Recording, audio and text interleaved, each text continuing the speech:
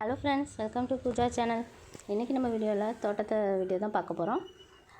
தோட்டத்தில் கண்டிப்பாக முருங்கை செடி வைக்கணும்னு பல தடவை முருங்கை மரம் வச்சு எதுவும் வரல. இப்போ வச்சா 3 முருங்கை மரக்கன்று நல்லா வளர்ந்து வந்துருக்கு. முருங்கைக்கீரை மாதத்தில் ஒரு தடவையாவது சாப்பிடணும் அப்படின்னு சொல்லி முருங்கை மரம் வச்சு அது இப்போ நல்லா வளர்ந்து வந்திருக்கு. நெல்லிக்காய் கன்று இதுவும் நல்லா வளர்ந்து வந்திருக்கு. செம்பருத்தி செடி இப்போ தான் வச்சோம், அது ஆனால் அந்த அளவு ஒன்றும் வளர்ந்து வரல. கத்திரிக்காய் செடியில் அதிகமாக பூச்சி இருக்குது. முருங்கை மரம் மீதமுள்ள 2 முருங்கை மரமும் நல்லா ஹைட்டாக குச்சி வச்சனால நல்லா உயரமாக வளர்ந்து வந்திருக்கு.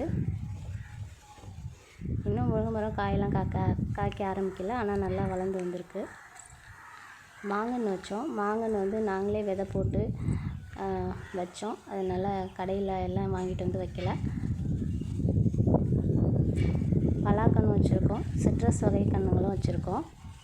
மாங்கன்று பாருங்கள் எவ்வளோ உயரமாக வளர்ந்து வந்திருக்குன்னு. இது வச்சு 4 வருஷம் ஆக போகுது. எப்போ காய் காய்க்கணும்னு தெரியல.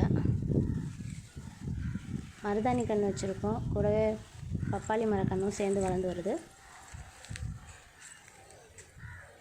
மருதாணி வந்து அப்போக்கப்போ நாங்கள் உரித்து கைக்கு வச்சுக்கிறதுனால அது நல்லா துளுத்து வரும்.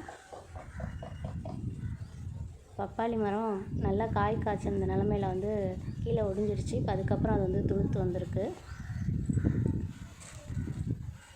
சிட்ரஸ் கொழிஞ்சி பழம்னு சொல்லுவாங்க, அந்த கன்று வச்சு இப்போ தான் வளர்ந்து வந்துட்டுருக்கு. இது வந்து காயே உங்களுக்கு வந்து இனிப்பு சுவையோடு இருக்கும். பலாக்கன்று இதுவும் நாங்களுமே விதை போட்டு நாங்களே விதை போட்டு வளர்த்து வச்சுருக்கோம். இதுவும் கடையிலலாம் வாங்கி வைக்கல, நர்சரியிலலாம் வாங்கி வைக்கல. இங்கே ஒரு சிட்ரஸ் கன்று, இது வந்து தோட்டத்தில் அதுவாகவே முளைச்சி வந்தது, நல்லா உயரமாக வளர்ந்துருக்கு. இது மாங்கன்று வந்து ஒரு கல்யாணத்துக்கு போகையில் அங்கே எங்களுக்கு கொடுத்தாங்க, திருமணத்துக்கு போகையில். கருவேப்பிலை கன்று நல்லா வளர்ந்து வந்திருக்கு. கருவேப்பிலை கன்று வந்து அப்போக்கப்போ நாங்கள் ஒடித்து யூஸ் பண்ணுவோம். அப்போ தான் வந்து அது சீக்கிரம் வந்து மரமாகாமையும் இலை முத்தாமையும் கருவேப்பிலை வந்து பிஞ்சு இளம் கருவேப்பிலையாக கிடைக்கும். இந்த கொய்யாக்கன்று வந்து நல்லா வளர்ந்து வந்திருக்கு. இது வந்து அதுவாகவே வளர்ந்து வந்த கொய்யாக்கன்று தான். வாழைக்கன்று தார் விட்டுருக்கு. இது வந்து வாழைக்காய் முந்தம் வாழைக்காய். இது நாங்கள் வந்து ஊர்லேருந்து கொண்டு வந்து வச்சோம். இது நாங்கள் வளர்க்குற சேவல். கோழி வந்து அடையில் இருக்குது. இது என்ன வகை சேவல் அப்படின்னு உங்களுக்கு தெரிஞ்சால் கமெண்ட் பண்ணுங்கள்.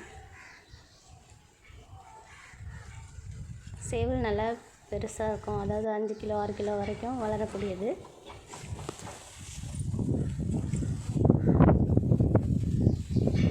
தோட்டத்தில் நிறைய களை செடிகள் முளைச்சிருக்கு.